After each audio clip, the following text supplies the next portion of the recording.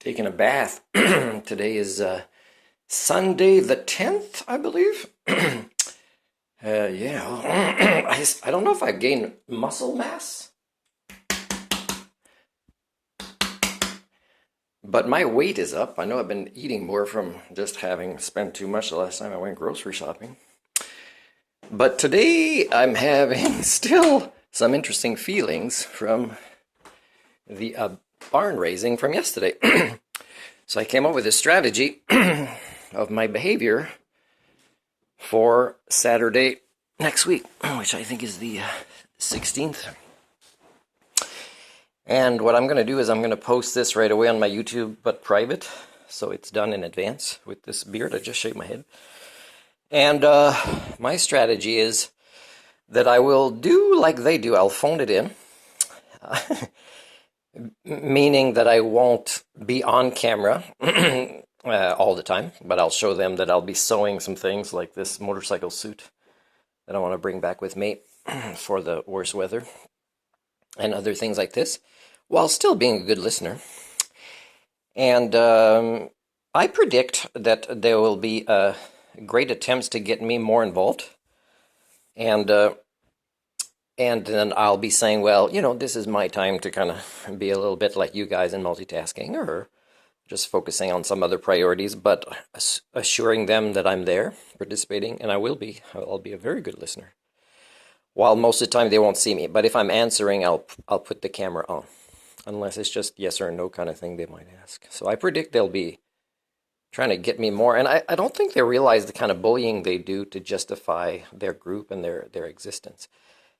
And I don't know how much they realize that over the last few years, I'm in and out of their group studying it in a longitudinal study, but never giving up on them, hoping that if I can reach just one person to kind of start looking at things a little bit from the outside perspective, it'd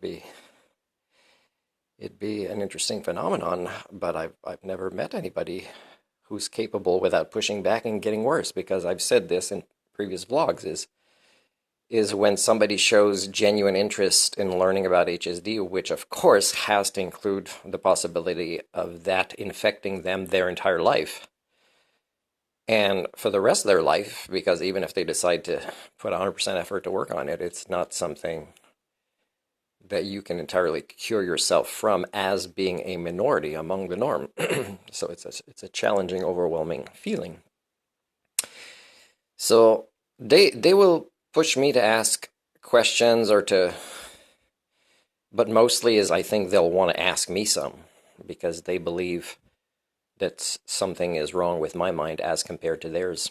So what I'm going to do is, when it gets to the point that I'm going to ask their permission to ask just this one question, and I'm going to say, are you sure, you guys, because I'm going to ask all of you to give your best efforts to answer, and it's just one question, and I would say it's at human standard level, this question, for the maturation process of our species. And it would be easy for people with high levels of sentience and sapiens to answer this.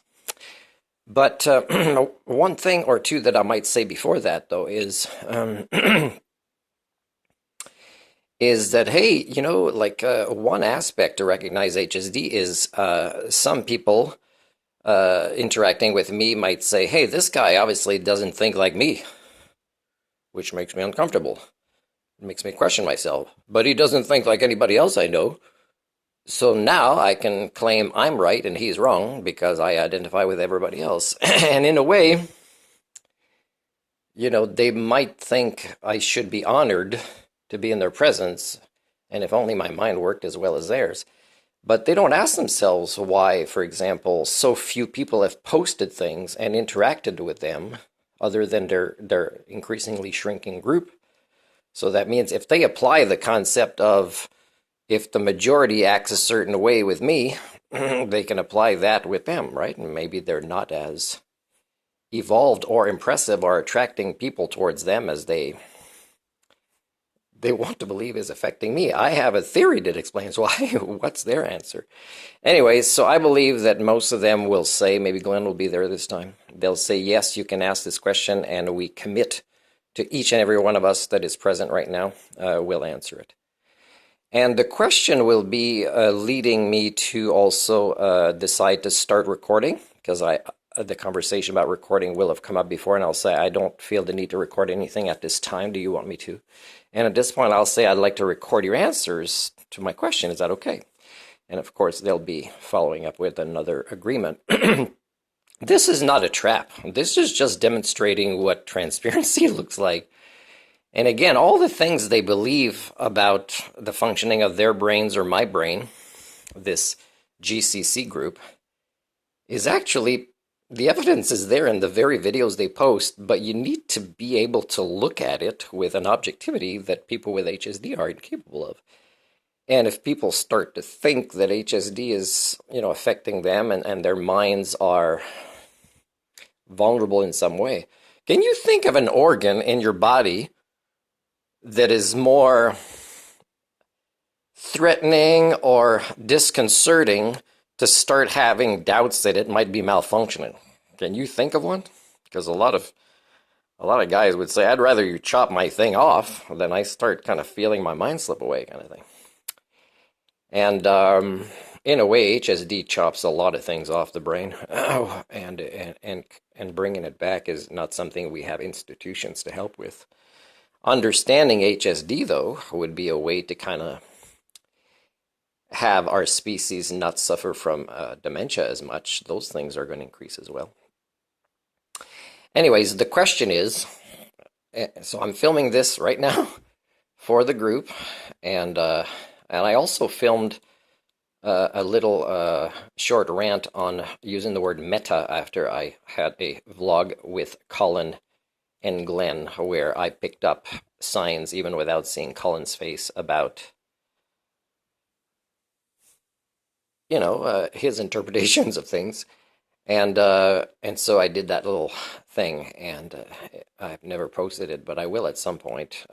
It's upsetting when people use big words not to look at their behaviors more objectively. But anyways, it'll happen again probably on Saturday, the 16th.